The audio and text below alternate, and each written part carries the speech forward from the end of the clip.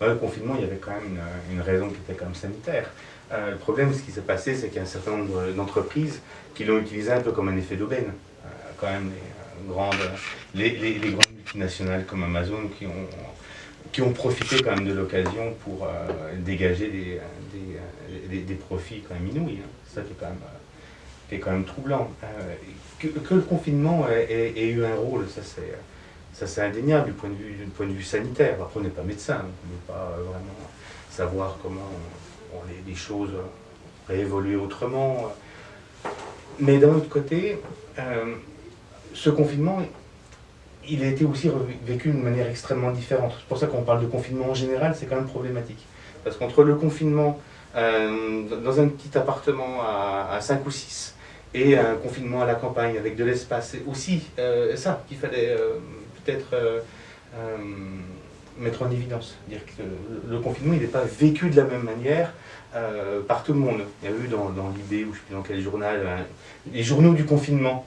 Donc d'écrivains qui se retrouvaient, des grandes propriétés, et qui vivaient très très bien leur confinement. Donc là, c'est quand même autre chose que de vivre à plusieurs dans un petit appartement. Donc voilà, il y a aussi cet élément-là. Il faut en tenir compte, je pense, aussi dans l'analyse du confinement. C'est à la fois une question sanitaire, c'est une question aussi sociale, et c'est évidemment une question d'ordre économique. Mais oui, moi je suis d'accord avec ce que tu viens de dire, dans le sens où, quoi qu'on dise par rapport à cette question du confinement, quoi qu'on parle, etc., il y a une vraie question sanitaire qui a été nécessaire par rapport à ce confinement, parce que depuis des siècles et des siècles, on sait que la meilleure solution pour empêcher qu'une épidémie se propage, c'est que les gens se rencontrent. Le vrai souci qu'on a eu, je pense, avec ça, c'est qu'on a transposé une méthode du Moyen-Âge au XXIe siècle. Et cette espèce un peu de collapse entre méthode moyenâgeuse, on reste chez soi, on ne bouge pas, avec d'un autre côté l'hypermobilité qu'on a ou qu'on nous propose dans notre société, qui a fait que véritablement il y a une espèce de presque de bug un peu dans le logiciel, qui fait que ça a été extrêmement compliqué pour pas mal de gens. Et au-delà des questions sociales dont tu as parlé. Mais au-delà de ça, il y a véritablement cette question économique, pour moi, qui est extrêmement importante, parce que au-delà justement de la question sanitaire, la question économique par rapport à ce confinement, elle a montré une chose. Elle a montré que le capitalisme, les grands capitaux, ils viennent toujours à la demande à ce que l'État vienne à la rescousse tout le temps dès qu'il y a un souci. Et c'est ça véritablement, je pense, une des grandes leçons, on le savait déjà, mais on l'a encore plus vu maintenant, une des grandes leçons de cette crise du Covid et de cette crise sanitaire et de cette crise du confinement, c'est que à la fin des fins, les capitalistes, ils utilisent toujours l'État, les puissances publiques, pour pouvoir survivre et pour pouvoir maintenir leur domination. Et au-delà de la mesure sanitaire en tant que telle, qui bien entendu, comme tu as dit, on n'était pas médecin, donc voilà, si les médecins, si les spécialistes disaient, il n'y a pas de souci. Mais au-delà de ça, moi, ce qui m'a vraiment intéressé, c'est le confinement et les mesures pour accompagner le confinement. Elles ont été véritablement mises en avant pour maintenir la domination des capitalistes. Et pour moi, c'est véritablement le plus important, quoi. Le premier confinement, je suis en accord avec ce qu'ils ont dit. C'est vrai que c'était la question sanitaire, on ne connaissait pas le virus, ses impacts. Et les premières informations qu'on a eues, elles venaient d'Italie, on va dire qu'en plus il y avait beaucoup de morts. Donc il était justifié. C'était dans l'intérêt public de confiner les gens. Mais ça a aussi été un aveu de faiblesse, parce que lors des confinements succincts qu'il y a eu, on a compris quel était ce virus, ses impacts, c'est-à-dire au niveau pulmonaire. Et le souci, c'est qu'en fait, on aurait pu, entre guillemets, pouvoir agir sur le virus, parce que si on avait mis des moyens dans les hôpitaux, on aurait pu justement pouvoir agir contre le coronavirus. Et là, on a bien vu que c'est un aveu de faiblesse du capitalisme, du système libéral, qu'on était entre guillemets à la merci du grand capital, entre guillemets, sans parler en termes obscurs non plus. Donc oui, on a compris que c'était une mesure économique. Ensuite, parce que les autres confinements qu'il y a eu, en fait, je ne sais même pas si on peut les appeler confinements, c'est que en fait tout ce qui n'avait pas un intérêt économique, par exemple l'éducation, la culture, en fait ça a été fermé. Et pendant que les autres lieux où il y a du commerce qui se fait, où il y a des détenteurs du capital, en fait se sont enrichis. Comme il l'a cité, Amazon avec Jeff Bezos, et puis comme le rapport que tout le monde cite un peu, le rapport Oxfam, on l'a bien vu aussi, c'est avec des chiffres, donc là, ça a été montré. Et pendant ce temps-là, en fait, il n'y a pas eu aussi de mesures. En fait, on a su en fait qu'il fallait injecter de l'argent dans les hôpitaux. D'ailleurs, dans les premiers discours de Macron, on était assez ébahis, même tout le monde. Faut le dire, même moi assez naïvement, alors que pourtant, je m'estime pas du tout naïve. Quand il disait qu'il fallait investir, tout ça, dans les hôpitaux, qu'on était en guerre, je me suis dit, ah, enfin, en fait, le système libéral comprend que même pour maintenir le système libéral, ce qui est assez marrant, hein, ça montre une fois leur contradiction, qu'il fallait mettre de l'argent dans les hôpitaux, dans les services publics. Justement pour que les gens puissent continuer à travailler et emmagasiner des richesses et enrichir les détenteurs de ces richesses. Ah ben même ça, en fait, ils sont dans des rapports de contradiction, c'est-à-dire qu'ils n'ont même pas fait ce geste-là, ils ont donné des subventions aux grandes entreprises pour qu'elles puissent continuer à enrichir leurs actionnaires plutôt que dans les services publics. Et pour rebondir sur ce que tu dis, ça pose plein de problèmes sur la question des services publics, ça c'est évident, sur la capacité aussi qu'a le capitalisme à s'approprier alors il n'y a pas forcément derrière une question forcément d'intention, bon voilà, c'est toujours assez compliqué. Là c'est là où il faut justement, on en reparlera quand on évoquera le covidisme, il faut éviter d'être dans une lecture un petit peu simpliste, mais qu'il y a eu des vrais intérêts à un moment de certains, et d'avoir utilisé un certain nombre de politiques dans l'intérêt de qui? Est-ce que c'était uniquement l'intérêt sanitaire? Est-ce que c'était l'intérêt économique? Et ces questions-là, est-ce qu'elles ont été toujours clairement posées? C'est pas sûr. Et effectivement, sur la question de la culture, sur la question de l'école, on voit les étudiants, comment les choses se sont passées. Quand on voit aussi sur les écoles, maternelles, primaires, collèges, lycées, la manière dont les choses ont été gérées, la question qu'on a en droit de se poser, qu'est-ce qui prime? Est-ce que c'est l'éducation ou est-ce que c'est la question économique, c'est-à-dire est-ce qu'il faut envoyer les enfants pour que les parents puissent travailler? Et alors pourquoi pas? Parce que l'erreur, ça serait d'opposer la perspective économique et la perspective sanitaire. Parce que les deux, on ne peut pas les séparer de cette manière. Mais là où nous, en tant que citoyens, on se pose des questions, c'est comment les arbitrages vont se faire. Et qui a intérêt dans ces arbitrages. On en reparlera quand on évoquera, je pense, le vaccin. Moi, je suis... pas beaucoup d'accord, je trouve, mais je pense... moi, je suis d'accord, j'irai même plus loin que toi. Je pense que quand on regarde un peu la manière dont les choses se sont faites dans les arbitrages politiques qui ont été mis en place, moi, je dis toujours la même chose. Je dis que, certes, on ne pouvait pas prévoir le Covid. On ne pouvait pas prévoir la... personne ne pouvait le prévoir. Il y avait des gens qui connaissaient, les scénarios étaient connus, mais personne ne pouvait le prévoir. Donc, d'un certain point de vue, qu'il y ait eu du mal au démarrage, ça peut s'entendre, même s'il y a comme une responsabilité sur le fait d'avoir fermé les hôpitaux, mais certaines choses qui peuvent s'entendre. Mais depuis 2 ans, 1 an et demi, 2 ans, on voit véritablement le libéralisme, le capitalisme en œuvre, dans le sens où réellement, on comprend où est la priorité finalement. Qu'à la fin des fins, l'analyse marxiste de rapport de lutte des classes entre des exploiteurs, des exploités, etc., on le voit clairement, c'est ça aussi finalement d'un côté, truc que je trouve peut-être intéressant, entre guillemets avec cette crise sanitaire, c'est que ça a un peu rendu un peu plus transparent les liens de domination dans notre société. Et finalement, lorsqu'on voit, c'est caricatural, notre gouvernement qui préfère, qui déverse des centaines de milliards, des dizaines, voire des centaines de milliards pour préserver des entreprises, à la limite je peux comprendre l'idée, mais dans le même temps pendant la crise sanitaire, ferme des lits d'hôpitaux, ferme des lits à Besançon, chez nous, des lits de réanimation ont été fermés. Pendant la crise sanitaire. Je ne leur demande pas de devenir des révolutionnaires marxistes, je leur demande juste d'avoir un certain pragmatisme. Mais non, leur pragmatisme, c'est justement d'être dans l'optique de défendre certains intérêts, qui est l'intérêt de leur classe. Je ne vais pas leur reprocher dans l'absolu, c'est l'intérêt de leur classe. Mais moi, je défends les intérêts de ma classe, c'est-à-dire de gens qui sont exploités, des gens qui doivent vivre dans des appartements de 60 mètres carrés avec des familles de 6 personnes, dont les gamins vont juste à l'école et reviennent ici, dont les parents sont obligés de travailler parce qu'ils sont caissiers, ils sont dames de ménage, ils sont obligés de bosser, eux ils n'ont pas de télétravail, je sais pas quoi, c'est eux que je défends. Et ces gens-là, le gouvernement ne les prend pas en compte, le gouvernement les considère, les applaudit amateurs, ils considèrent juste, c'est tout. On va pas leur donner ni augmentation de salaire, ni avantage supplémentaire. Par contre, quand c'est pour Jeff Bezos, quand c'est pour faire des franchises fiscales pour les entreprises, pour leur permettre de s'installer, pour défranchiser la flat tax, je porte en détail, bref, là justement, là il n'y a pas de souci. Et donc là justement, ça reste une lutte de classe, ça reste un rapport de lutte de classe entre des classes différentes, et c'est ce que la crise nous montre de manière encore plus forte. C'est comme il dit, il y a le rapport économique qui a beaucoup joué, c'est que par exemple ces revendications-là salariales, elles existaient avant le Covid, elles étaient portées par des partis politiques, par des syndicats. Et par exemple, sur le travail des infirmiers, des infirmières, du personnel de l'hôpital, en fait, c'est pas sorti avec la crise du Covid, ça existait déjà bien avant. Et je pense qu'il y a eu une fracture dans la société, les rapports de domination se sont visibilisés, clairement, parce qu'en fait, c'est l'expression qu'on utilise souvent, il y a de l'argent magique qui a été distribué. Alors que pendant des années, il y avait des catégories sociales qui demandaient justement plus de reconnaissance économique, mais aussi sociale. On leur répétait souvent, on n'a pas d'argent. On peut pas. Et avec la crise du Covid, en fait, bien sûr, il y avait les partis politiques qui démontraient cela en disant bah si, il y a tant d'argent avec ces choses-là, on peut mettre ça. Par exemple, contre le chômage, il y avait le PCF qui avait mis en place le plan de sécurité formation.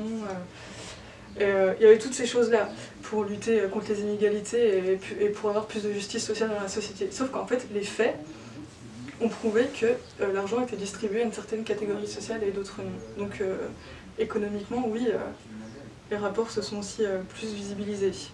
Donc pour vous, les aides, elles n'ont pas du tout été bénéfiques aux citoyens? Alors, il faudrait préciser, parce que c'est plus compliqué. Ouais. Voilà, c'est plus compliqué. Vraiment, la difficulté, c'est de voir comment, justement, ces aides vont être données, quelles sont les conditions sous lesquelles elles sont données. Et la véritable difficulté, c'est est-ce qu'elles ont été données à ceux qui en avaient le plus besoin. Alors qu'il y a eu des investissements massifs qui ont été faits, en particulier sur la question du vaccin. Ça, évidemment. Mais en contrepartie, on peut attendre un certain nombre de choses de ceux à qui on a donné quand même ces milliards. Regardez, c'était dans l'UMA hier. Depuis un an, la distribution de dividendes aux actionnaires était à plus de 70 milliards. Et derrière, si on pose la question du vaccin bien public mondial, il faut qu'il y ait quand même un lien entre les deux. Et la difficulté, quand on pose la question des aides, c'est pas qu'on est contre les aides, bien au contraire, mais qu'elles soient inscrites dans un projet social global. Et ce qui est assez, à mon avis, et comme disait William, à mon avis c'était très juste, c'est que le Covid, c'est un révélateur des contradictions du capital. Disait aussi Nassim. Et à un moment, on se rend compte que ce système, il ne peut pas fonctionner de cette manière-là. Parce que le Covid, ou la Covid, je ne sais plus comment on dit maintenant, c'est un problème mondial. Les contaminations aujourd'hui, elles sont essentiellement, c'est de 46% des contaminations hier ou avant-hier. Ça veut dire qu'on ne pourra pas régler le problème tout seul. C'est-à-dire qu'il va falloir à un moment penser au niveau planétaire. Et c'est cette perspective globale qui, nous, au Parti communiste, nous a guidés dès janvier-février, où notre secrétaire Fabien Roussel défend l'idée d'un service public, d'un bien public, pardon, du vaccin. Et cette perspective qui consiste justement à penser non pas les intérêts d'une classe, mais l'intérêt de cette société humaine, et c'est pas seulement par philanthropie, c'est aussi d'un point de vue purement technique, c'est-à-dire réussir à combattre la maladie. Et on ne peut pas se vacciner et s'enfermer dans un monde complètement globalisé, dans un monde complètement en relation. Donc ça suppose justement de sortir de ce schéma. Alors c'est quand même assez curieux, c'est la manière dont les États-Unis reposent le problème, et l'Europe commence à se dire qu'il faudrait peut-être reposer le problème autrement. Et je pense qu'il ne faut pas opposer un petit peu simplement on va dire les pays riches et les pays pauvres. Parce qu'en fait, la puissance de production elle se trouve en grande partie dans un pays comme l'Inde, dans un pays comme l'Afrique du Sud. C'est-à-dire qu'il va falloir maintenant penser en termes de coopération internationale. Et ça a révélé aussi ça, on ne l'a pas évoqué au début quand tu parlais du premier confinement avec la question de l'Italie. On voit à quel point l'Europe a failli aussi. Dire, la perspective justement d'une organisation, de penser de manière solidaire. On l'avait défendu justement aux Européennes, cette question justement d'une solidarité entre les différents États. Ça a volé en éclats. Et là aussi, la crise sanitaire était révélatrice comme de ces contradictions qui travaillent. On est sur les tarmacs pour prendre des masques. Et ça pose aussi au niveau économique la question de la localisation. Et effectivement, à un moment, on s'est dit, tiens, le président est en train de se rendre compte que la délocalisation, aussi bien de la fabrication de médicaments, ça pose problème. Et effectivement, on est en train de se dire, mais oui, la question de la production, c'est un véritable enjeu. Et en tant que communiste, pour nous, ce qui compte, c'est plus que la distribution, c'est d'abord la production. Et là, on s'est rendu compte, et on repose le même problème pour le vaccin. Le problème, c'est un problème de production. Oui, justement, par rapport à cette question des aides économiques, je pense qu'il faut faire attention à ne pas tomber dans deux excès, c'est-à-dire d'un côté considérer que les aides que le gouvernement a fait, c'était des aides purement dans l'intérêt des capitalistes, qui ont simplement aidé à Jeff Bezos à devenir multimilliardaire. C'est pas vrai. Et de l'autre côté, il ne faut pas non plus penser que ça a été un soutien à l'économie qui a permis aux gens de s'en sortir. Non. C'est comme tout, dans un plan où tu as des dizaines, voire des centaines de milliards qui sont distribués, ben oui, une partie de l'argent qui a été distribué a servi, c'est vrai, a servi à maintenir une certaine activité. Enfin, on parle des bars, on parle des... il y a un certain nombre de fonds d'aides qui existent. Il y a aussi les autres collectivités territoriales qui ont mis en place un certain nombre d'aides, etc., qui font que, oui, il y a quand même de l'argent qui a été distribué pour permettre justement à ce que le monde économique se maintienne. Mais c'est ça qui est intéressant, c'est que le monde économique se maintienne. Et encore une fois, je ne suis pas dans l'optique de dire qu'il faut pas y penser, c'est pas ça la question. Mais c'est qu'encore une fois, on se retrouve dans une situation où on a considéré que ce qui est primé avant tout, c'était de maintenir une activité économique sur le territoire, dans l'optique justement de maintenir, encore une fois, les rapports de domination. Parce que quand on parle d'activité économique, ça veut dire activité salariée, globalement dans notre société, activité salariée, donc patron, employé, quoi. Cette optique qu'on peut voir d'un côté positif, il faut qu'il y ait des emplois en France, etc. Mais on peut aussi l'avoir d'un autre côté en disant que quand tu mets l'argent là-dedans, tu ne le mets pas autre part. L'exemple le plus caricatural qu'on voit actuellement, parce que c'est le plus visible, c'est celui des étudiants. Voilà. Mais c'est pas le seul. C'est pas le seul. Franchement, hein, je prends un autre exemple parce qu'on est dans le quartier de Palan-Torchon, c'est un exemple que je connais bien. Des personnes âgées isolées. Elles ne brûlent pas des voitures, elles ne foutent pas le bordel, etc. Elles font quoi? Elles n'ont pas le droit de sortir, elles ne peuvent rien faire. Le vaccin, elles attendent de l'avoir depuis perpète les alouettes. Elles n'ont plus de personnes avec qui vivre, etc. Comment elles vivent, ces personnes-là? Il y a des choses qui existent, je ne dis pas, mais c'est extrêmement compliqué pour elles. Et il y a tout un pan de la société, cette espèce de société, on parle souvent des invisibles de la société. C'est pas des invisibles, c'est des gens qui ont été effacés de la société. Effacés, parce qu'on ne les voit plus, on ne veut plus les voir. Parce qu'ils passent en dessous des radars, ils ont peut-être des aides, mais ils ont juste un compte à la sécu, quoi, etc. Et cette espèce de disparition d'un pan de toute notre société, qui est véritablement, je pense, le pire héritage qu'on aura finalement de ce Covid, et c'est ce sur quoi je trouve que les pouvoirs publics n'ont pas fait assez. Et c'est ce pourquoi je pense vraiment qu'il y a une nécessité politique de mettre en avant cette question-là. Après, bon, c'est pas très important parce que c'est pas eux qui votent. Mais bon... Mais ça reste quand même hyper important quand même parce que c'est ces gens-là qui peuvent former à terme, les gens finalement les plus précaires, c'est ceux qu'on n'entend pas, quoi.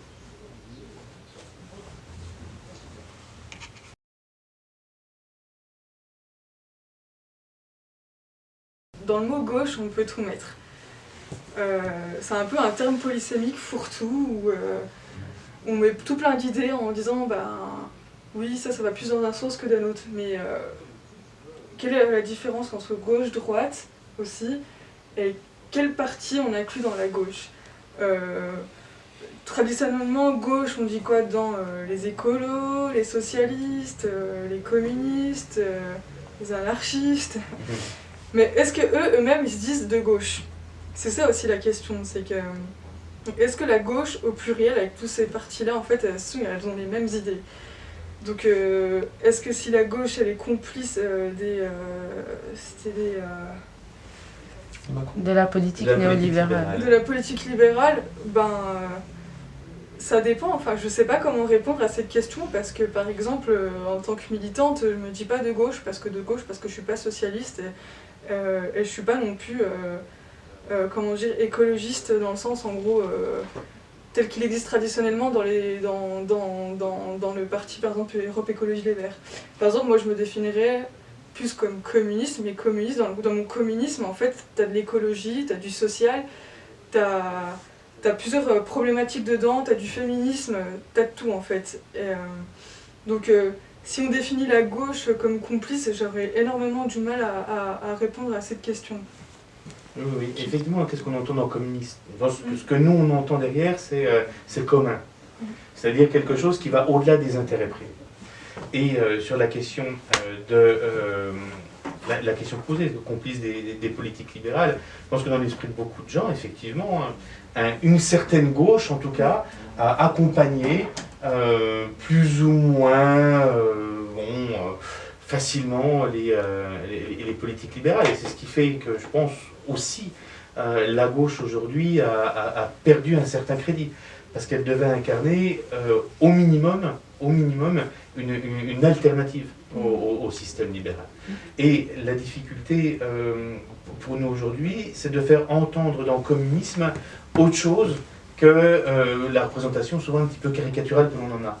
Et peut-être le meilleur moyen, c'est d'insister sur la dimension du commun contre la férocité des APT privés. Et pour la question finalement qui nous intéresse, on voit à quel point justement la recherche de l'intérêt privé va à l'encontre de l'intérêt commun. Et si nous on essaye de porter quelque chose, le vaccin, la relocalisation des productions, la question sociale, la question de la nature aussi, c'est dans cette perspective d'un bien commun. Et cette perspective finalement qui va nous amener à dire finalement qu'une véritable politique de gauche, elle ne peut pas être libérale, au sens où le libéralisme serait la recherche des intérêts privés avec ensuite l'effet de ruissellement. Et on a bien vu pendant cette crise du Covid que l'effet ruissellement, il fonctionne quand même pas vraiment. C'est sûr. Mais moi, par rapport à cette question, honnêtement, si on me demande est-ce que la gauche est complice du libéralisme, j'ai quand même envie de répondre quand même oui, un peu. Oui, quand même. Alors on peut dire quelle gauche, on peut. Mais ce qui est considéré comme gauche, qui historiquement était la gauche, a été complice du libéralisme. Enfin, là on dit le Parti Socialiste, ça va de soi que c'est un parti... parce qu'on parle en termes de parti, on peut aller au-delà, mais le Parti Socialiste en termes de parti, on dit que c'est un parti qui est libéral, etc. Mais historiquement, c'est quand même le parti fondé par Jean Jaurès, c'est le parti de Blum, le parti du Front Populaire. C'est quand même un parti qui, en théorie, dans son ADN, avait l'opposition au capitalisme, au libéralisme, et qui a trahi. Enfin, oui, qui a trahi, qui a en tout cas renié cet idéal-là, qui est dans la gestion maintenant. Et cet idéal de gestion, cette idée de la gestion du quotidien, elle l'a emporté dans l'imaginaire de gauche. Globalement, alors il y aura toujours des gens, etc., mais elle l'a emporté dans l'imaginaire de gauche, dans quasiment tous les partis, cet imaginaire gestionnaire qui est en lutte contre l'imaginaire révolutionnaire. Et malheureusement, dans une grande partie de la gauche, il n'y a plus cet imaginaire révolutionnaire, certes de gérer le quotidien, mais de gérer le quotidien dans une optique révolutionnaire. Et le souci qu'on a, nous, et quand je dis nous, je parle du Parti communiste, c'est qu'il faut qu'on réussisse à mettre d'un côté cette gestion du quotidien qui est nécessaire, parce que la révolution, c'est sur du long terme, mais au long terme, on a le temps de crever, comme disait l'autre. C'est comment faire que d'un côté, préparer la révolution sur du plus ou moins long terme, mais dans le même temps, gérer le quotidien pour améliorer concrètement la vie des classes populaires. Et c'est ça la question qui est très compliquée, et c'est pour ça que, finalement, d'un certain point de vue, la gauche, globalement, dans ses naissances, elle a une certaine complicité avec le libéralisme, avec l'instauration du libéralisme dominant dans l'idéologie globale de notre société. Parce qu'on n'a pas réussi ça, à instaurer cette espèce de projet alternatif. Et il faut vraiment qu'on réussisse à... Si on ne réussit pas à faire ça, c'est soit on continue comme ça, mais je ne vois pas comment c'est possible, soit c'est le fascisme. Et c'est ça qui me fait peur. Mais oui, mais après, c'est vrai qu'il y a aussi un rapprochement assez simple qui est fait entre gauche et complicité avec le libéralisme. C'est qu'en fait, qu'on est militant, que ce soit politique ou syndicaliste, on est obligé d'évoluer dans des sphères, en fait, et de se battre dans ces sphères, certes qu'on critique, mais pour faire avancer nos idées. Donc c'est vrai qu'il y a un rapprochement aussi assez simpliste qui est fait en disant c'est des complices parce qu'ils évoluent dans telle sphère.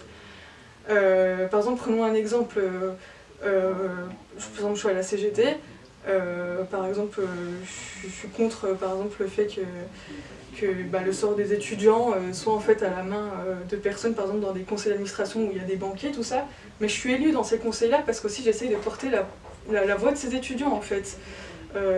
Le souci c'est que oui, derrière du coup aussi je peux être cataloguée comme complice, mais derrière aussi la lutte elle se fait aussi via ces institutions là en fait, parce qu'il faut savoir qu'on est dans une société emplie de contradictions aussi, c'est aussi si on veut faire avancer ces luttes là il faut aller sur ce terrain là et je pense qu'aussi moi aussi j'ai beaucoup de respect pour les gens qui militent pour leurs idées et qui se font entre guillemets cracher dessus aussi, Mais en fait, on est dans un monde où le capitalisme, le libéralisme est partout. En fait, personne n'est immuable à ça. Par exemple, moi, je peux critiquer le capitalisme, la société libérale, et j'en fais la critique, mais porter une paire de Converse aussi. Il faut savoir qu'aussi derrière, on vit dans un monde où on ne peut pas être immuable à ce monde-là, et que c'est vrai qu'on peut faire assez facilement, et je le comprends, je ne reproche pas aussi à des gens, mais d'être considérés comme complices. Sauf qu'en fait, je pense que cette fracture, elle est là aujourd'hui, parce qu'avant, il y avait beaucoup de gens qui étaient impliqués dans les vies militantes, syndicalisme ou politique, et ils voyaient en fait les enjeux. C'est-à-dire qu'en gros, qu'on était dans ces institutions-là, on portait ces idées-là. Sauf qu'aujourd'hui, il y a une fracture, ce qui fait qu'on n'est plus au courant de ce qui se passe à l'intérieur, des combats aussi menés en interne, et donc du coup, on est catalogués comme complices. Et oui, tu as vraiment tout à fait raison, parce qu'il faut d'une intelligence des rapports de force, c'est-à-dire une lecture un petit peu complexe du social. C'est une des questions qu'on voulait aborder aussi, la question du covidisme, qui va immédiatement nous relier à la question du complotisme. Je pense que en fait, c'est des phénomènes liés, le désinvestissement politique, le désinvestissement finalement intellectuel, dans une analyse, on va dire, des rapports de force complexes qui traversent notre monde, ou notre société. Faute d'une telle analyse, le complotisme a un boulevard, parce que ça apporte psychologiquement une clé de réponse extrêmement simple, simpliste, une grille de lecture qui permet finalement de donner l'impression qu'on a un petit peu tout compris. Alors que il n'y a rien qui éduque mieux, c'était Lénine qui disait ça, je n'ai peut-être pas le droit de citer Lénine, si quand même, rien qui apprend mieux finalement que la lutte. Et c'est justement dans la lutte qu'on apprend. Et c'est dans la lutte qu'on se rend compte justement des rapports de force, qu'on se rend compte justement des différents enjeux, et ça, finalement après on se passe très bien de l'analyse simpliste, du petit collectif qui se réunit de manière cachée et qui tire les ficelles dans l'ombre. Quand on est véritablement dans la lutte, on se rend compte effectivement des rapports de force, du rôle de certains lobbies, du rôle de certaines classes, et c'est au travers justement de ces luttes qu'on arrive à se construire une lecture, on va dire, complexe de la société. Et c'est ce qui justifie, je pense, l'implication dans les instances. Astrid en parlera mieux que moi, mais c'est dans ce travail au sein des institutions, comme dit William aussi, c'est cette manière justement de s'inscrire à la fois dans une perspective révolutionnaire, tout en s'inscrivant dans la perspective des réformes de l'intérieur. C'est le réformiste révolutionnaire cher à Jaurès. Bien sûr. Mais clairement, c'est une contradiction qui est inhérente au mouvement social dans son histoire. C'est, comme tu vas dire, le fameux exemple de Jaurès. Mais la vraie difficulté qu'on a maintenant, c'est que les organisations politiques, syndicales, associatives même, qui s'emparent de cette question-là, elles sont dans une faiblesse assez extraordinaire. Et c'est... Franchement, je pense pas qu'on ait une situation objectivement plus compliquée qu'il y a 100 ans, etc. Je pense juste qu'on est dans une situation où on n'a pas réussi à mettre en place, on n'a pas réussi à conserver des outils qui existaient et qui font qu'on se retrouve un peu cul nu finalement face au système qui est en face de nous. Et c'est la principale difficulté qu'on a lorsqu'on ne réussit pas à avoir des organisations qui réussissent à infuser la pensée marxiste, on va dire globalement la pensée marxiste dans la société afin justement de contrer le modèle dominant. Parce que, comme tu disais, si on ne fait pas ça, ça mène au fascisme. Et le fascisme, c'est le mot intellectuel pour dire du complotisme, quoi. C'est le fascisme, c'est le complotisme en action, si tu veux. Et clairement, quand on regarde la situation telle qu'elle s'est passée avec l'écrit, Didier Raoult, chloroquine, pas chloroquine, le vaccin, c'est dangereux, c'est pas dangereux, etc. Même s'il y a parfois des éléments qui peuvent amener au doute, parce qu'il faut douter, c'est normal de douter. Il ne faut pas tomber dans l'excès inverse et dire que tout doute est du complotisme. C'est pas possible.